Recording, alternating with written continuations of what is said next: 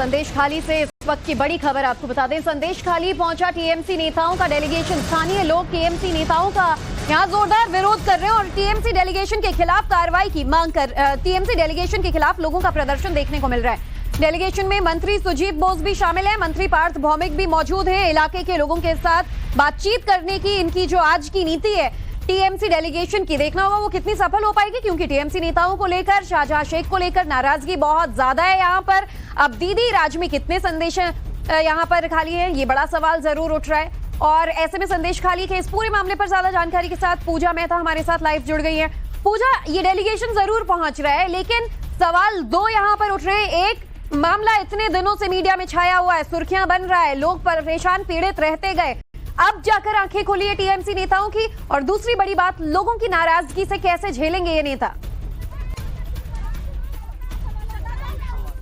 देखिए, आपको बता दें टीएमसी डेलीगेशन में जो दो मंत्री हैं पार्थ भौमिक और सुजीत बोस, वो संदेश खाली के पात्रोपाड़ा में है। लेकिन मैं जहां पर फिलहाल हूं, हमारी मौजूदगी जहां है उस इलाके का नाम है बेर मंजूर। ये वही इलाका है जहां पर कल हिंसा हुई है। और आप देखिए, महिलाएं जो है हाथ में झाड़ू डंडा लिए जो है यहाँ पर महिलाएं पहुंची है।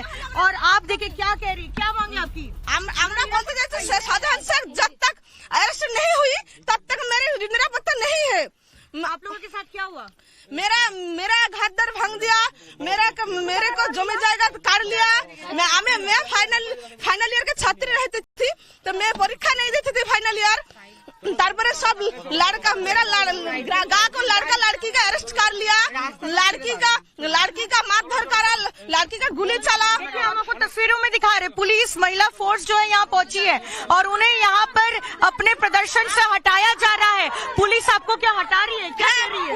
महिला पुलिस आके मेरा हटा रहे, महिला पुलिस आकर मेरे साथ देखिए, पुलिस को घेरते हुए जो है यहाँ पर प्रदर्शन हो रहा है।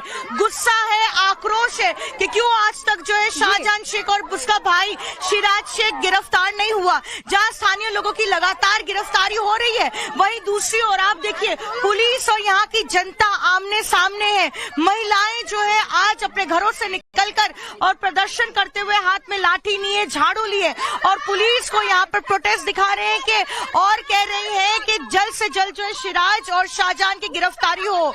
और नारेबाजी भी की जा रही है यहाँ पर। फिलहाल महिला फोर्स को यहाँ पर पहुंचाया गया है, महिला रैफ है यहाँ पर, और उनको कहा जा रहा है कि वो अपने घरों को चले जाएं, क्योंकि धारा 144 का हवाला दिया जा रहा है। यहाँ पर कहा जा रहा है कि धारा 144 यहाँ पे लागू है। और धीरे धीरे तस्वीरों में आप देखिए किस तरह महिलाओं को अपने घरों को वापस भेजा जा रहा है। कहा जा रहा है कि उनकी जो तमाम शिकायतें हैं वो सुनी जाएगी, शिकायतें दर्ज की जाएगी और पुलिस की तरफ से जो इन्वेस्टिगेशन है वो किया जाएगा। और जिनकी जमीन जबरन ले ली गई है उस पर भी जो है इन्वेस्टिगेशन किया जाएगा। और जिस तरह से महिलाओं पर अत्याचार होता रहा है, जिस तरह से महिलाओं पर जो है शारीरिक शोषण होता रहा है, उस पर भी जो है आगे की जांच जो है होती रहेगी। लेकिन देखिए, महिलाओं को जो है अपने प्रदर्शन से हटाते हुए पीछे आपको दिखेगा पुलिस खड़ी है। पुलिस उनको कह रही है कि वो यहाँ से चले जाए, लेकिन फिर भी लगातार जो है यहाँ पर जो प्रदर्शन है महिलाओं का जारी है।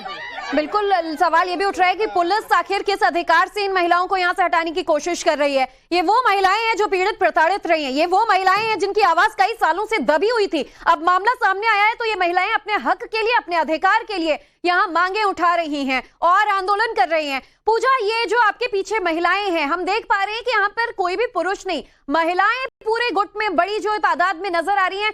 सिर्फ महिलाएं अपनी आवाज उठा रही हैं और मांग उनकी बस इतनी है ममता दीदी से कि हमें न्याय दिला दो, जो अन्याय हुआ है हमारे साथ उस पर कार्रवाई हो, जो गुनहगार है वो सलाखों के पीछे हो। आखिर इसमें गलत क्या है, क्यों इनके पीछे महिला पुलिस को लगा दिया गया है। ना हाथों में हथियार है, ना हाथों में कोई बैनर पोस्टर है, सिर्फ एक ही मांग है कि हमें न्याय चाहिए। बिल्कुल, आपको बता दें पुलिस के तमाम आश्वासनों के दौरान भी इनको विश्वास नहीं हो रहा है, क्योंकि इनका कहना है पिछले 10-12 सालों में जब पुलिस के पास हो गई अपनी शिकायत लेकर, पुलिस ने ना तो शिकायत दर्ज की है, उल्टा उनको भेज दिया है शाहजहां शेख के पास ही, जिनके खिलाफ इनका आरोप था। और ऐसे में जब पुलिस यहाँ पर आकर आश्वासन दे रही है कि हम जो है यहाँ पर जांच करेंगे, आपकी शिकायतों पर जो है कानूनी कार्रवाई की जाएगी, लेकिन उनको जो है पुलिस पर भरोसा नहीं है, क्योंकि उनके तरफ से कहना है कि इतने सालों तक पुलिस कहाँ थी जब उनके पास जाते थे। तो अचानक अब पुलिस के आश्वासनों पर उनको कोई भरोसा नहीं है और दो मांगे सामने रखी जा रही है। पहली मांग कि उनसे जो उनकी जमीन ले ली गई है उसे वापस दे दी जाए और दूसरी शाहजहां और शेख शाहजहां को जो गिरफ्तार किया जाए। क्या मांगे आपकी? पश्चिम बंगाल में महिला का कोई सुरक्षा नहीं है। पश्चिम बंगाल में महिला मुख्यमंत्री है, तब महिला का कोई सुरक्षा नहीं है। क्या मांगे आपकी? शाहजहां और सिराज की अभी तक गिरफ्तारी नहीं। अरेस्ट करते हुए अरेस्ट नहीं करा तो मेरे को मार डाला। शाहजहां सिराजुद्दीन जो दिन अरेस्ट नहीं हुई है तो मेरे सब लोगों को मार डाला। उनको डर है कि शाहजहां शेख और सिराज जो है अगर इलाके में फिर एक बार वापस आ जाते हैं तो वो असुरक्षित महसूस करती है। उनकी सुरक्षा को लेकर जो है सवाल खड़े हो रहे हैं। ऐसे में पुलिस को जल्द से जल्द जो है शाहजहां और शेख सिराज को जो है गिरफ्तार करने चाहिए। और ऐसे में हम आपको तस्वीरों में दिखा रहे हैं, नारेबाजी की जा रही है। सवाल तो यही है कि आखिर नारेबाजी कर रही है सिर्फ महिलाएं इतनी बड़ी तादाद में परेशान क्यों हो रही हैं? और ममता दीदी अगर टाइम्स नाउ नवभारत पर ये तस्वीरें देख रही हैं तो उनको शर्म जरूर आनी चाहिए कि देखिए जो महिलाएं अपने अधिकार के लिए पुलिस के पास जाती थी, इन्हीं महिलाओं को वापस इनका मामला निपटाने के लिए शाहजहां शेख के पास भेज दिया जाता था, जो खुद एक आदत आई है जो इन महिलाओं को परेशान करता है। और जमीन के लिए भी ये महिलाएं यहाँ पर अपनी आवाज उठा रही है। बने रहेगा पूजा। एक और बड़ी खबर इस बीच संदेशखाली से जुड़ी हुई। आपको बता दें, संदेशखाली के बेमौजूर में अस्थायी पुलिस कैंप लगा दिया गया है। लोगों की शिकायत दर्ज करने के लिए अब सोचिए अस्थायी पुलिस कैंप यहां लगाना पड़ा। शाहजहां शेख के भाई के खिलाफ अब तक कुल 16 शिकायतें दर्ज हो चुकी हैं और अभी भी कई ऐसे लोग होंगे जो डर के मारे बाहर नहीं निकल रहे होंगे। लेकिन 16 ऐसे लोग हैं, परिवार हैं, पीड़ित हैं जिन्होंने शिकायत दर्ज करवाई है। और देखिए पुलिस से काफी ज्यादा यहाँ पर लोगों की नोकझोंक बहस होती भी नजर आ रही है। नवभारत पर पीड़ितों का दर्द आपको सुनवा रहे हैं। सिराज शेख की वजह से लोग अपना ही घर छोड़कर भागने को मजबूर हुए और पीड़ितों की आप बीती आप सुनेंगे ना तो सहम उठेंगे। एक्सक्लूसिव तौर पर नवभारत पर सुनिए। पुलिस ने जो कैंप लगाया है बेर बुजुर्ग संदेशखाली के इलाके में, वहां पर जो है कपल पहुंचा है जो 60 सालों से घर से दूर था। उनसे जानेंगे। दादा आप हिंदी बोलते हैं क्या?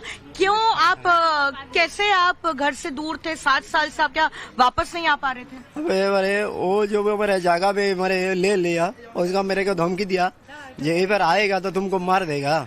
इसलिए मैं हम आज मेरा 7 साल मेरे 10 साल हो गया।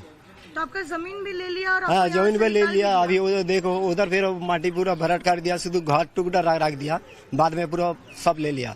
पुकुर पे में मांस था, 30,000 टका मांस में पूरा लूट कर लिया। अभी मेरे को बोला है जिधर पाएगा उधर तुमको मर्डर कर देगा, इसीलिए मैं हम घर चढ़ा। आज इधर मैंने संदेशखाली जो घटना घटा हुआ है इसीलिए मैं इधर आया। मैंने कहा बेलमुजर घटा है, इसीलिए मैं बोले सुरक्षा देने करे, इसीलिए मैं इधर आया। 60 साल में जब आप घर से दूर हो गए पुलिस के पास गए तो पुलिस से कोई मदद नहीं? ना पुलिस का बोला है, पुलिस देखिए आपको दिखा रहे हैं इनके तरफ से कहा जा रहा है कि पुलिस पहले क्यों नहीं आई। आज जब मीडिया यहाँ पहुंची है तो ये टीवी में देखकर यहाँ पर पहुंच रहे हैं, लेकिन इनके पास क्यों नहीं खड़ी हुई? तो लगातार यहाँ पे नारेबाजी हो रही है। और देखिए महिला रैफ जो है वो यहाँ पर खड़ी है, उनको समझाने बुझाने का काम किया जा रहा है। उनके घर के बाहर मौजूद है, उनको कहा जा रहा है कि आप अपने घरों को वापस जाइए, लेकिन यहाँ पर समझाने बुझाने के बावजूद जो है वो कह रही है कि वो अपना जो है आवाज उठाती रहेंगे, उनसे बात करेंगे। आपको पुलिस वापस भेज रही है, कह रही है वापस अपने घर जाने के लिए। बोलते आप लोग फाঁকা कर दो, फाঁকা कर देते बोलছে এবং বলছে আপনারা আন্দোলন করবেন না। मेरे को कहते हैं आप फाঁকা कर दो, आप लोगों ने फाঁका कर दो कहते हैं। तो कह रही है कि उनको आंदोलन करने से जो है मना कर रहे हैं और कह रहे हैं कि वो अपने घरों को वापस चले जाएं। और साथ ही महिला रैफ को तैनात किया गया है फिलहाल इस बेरमजूर इलाके में, और महिलाएं का जो जत्था यहाँ पर मौजूद है, पुलिस उनको ये कह रहा है कि धारा 144 लागू है, इसलिए 4 महिलाओं से ज्यादा जो है यहाँ पर गैदरिंग नहीं हो सकती है और अब उन्हें अपने घरों को वापस जाना चाहिए। यहाँ पे पुलिस कई घंटों से जो है कोशिश कर रही है कि उन्हें समझा समझा बुझाकर घर वापस भेज दिया जाए। महिला रैफ है, महिला फोर्स को इधर भेजा गया है, लेकिन फिर भी जो है आंदोलन वो चलाती रहेंगे, ये उनकी तरफ से कहना है उनका।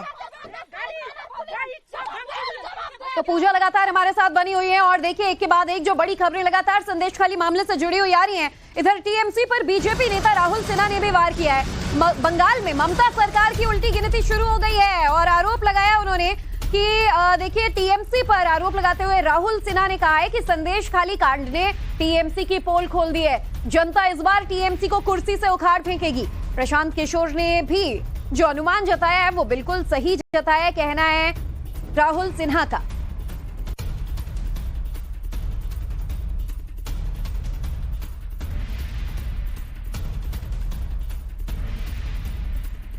एकदम सही बात है, कारण ममता सरकार क्या है वो संदेशखाली घटना से लोगों का और एक बार जानकारी हुआ। तो जिस ढंग से महिला लोगों को अत्याचार हुआ, गांव का लोगों को जमीन हड़प कर लिया, सारे तृणमूल का नेता, तृणमूल का सारे पदाधिकारी है, और जैसे शेख शाहनाज वो उधाव है, पुलिस कुछ कर नहीं, पुलिस उसको पकड़ने का प्रयास तक नहीं कर रहा है। ये सारे स्थिति बंगाल में ऐसा स्थिति बन गया जो बंगाल का सारे लोग अभी ममता सरकार का ऊपर नाखुश है। देखिए लगातार यहाँ पे समझाने बुझाने के बाद भी जो है महिलाएं यहाँ पर है, हम आपको तस्वीरों में दिखाते हैं। एक तरफ पुलिस है तो दूसरी तरफ महिलाएं हैं, और यहाँ पर विरोध प्रदर्शन के दौरान जो है स्थानीय महिलाएं और पुलिस आमने सामने है, और उनके तरफ से यहाँ पर अनाउंसमेंट भी की जा रही है कि धारा 144 इस पूरे इलाके में जारी कर दी गई है, क्योंकि कल ही बेरमुजूर में जो है यहाँ पर हिंसा हुई थी, उसके बाद धारा 144 लागू होने की वजह से, और उसी का हवाला देते हुए कहा जा रहा है, समझाया जा रहा है कि आप अपने घरों को वापस जाइए। आपको क्या विश्वास नहीं है पुलिस पर? पुलिस कह रही है कि आपकी शिकायत को देखेंगे, इन्वेस्टिगेशन जांच की जाएगी। पुलिस पर क्या विश्वास? না বিশ্বাস করি না, করব না। পুলিশে বিশ্বাস করি না, করব না। পুলিশ আমাদের ভারত চায় না, চাইব না। পুলিশ সাধারণ লোক, পুলিশ সাধারণ লোক, মমতার পুলিশ, মমতার কাছে আমরা বিশ্বাস করি না, করব না। उनके तरफ से आपने सुना, वो बांग्ला में कह रही है कि पुलिस पर विश्वास नहीं है उनके तमाम आश्वासनों के बावजूद, क्योंकि वो तृणमूल कांग्रेस जो नेता है उनका साथ दे रहे थे, शाहजहां शेख का साथ दे रहे थे, और वो सालों तक उनके पास जाती रही, लेकिन कोई न तो सुनवाई हुई, ना भी कोई शिकायत दर्ज की गई उनकी तरफ से।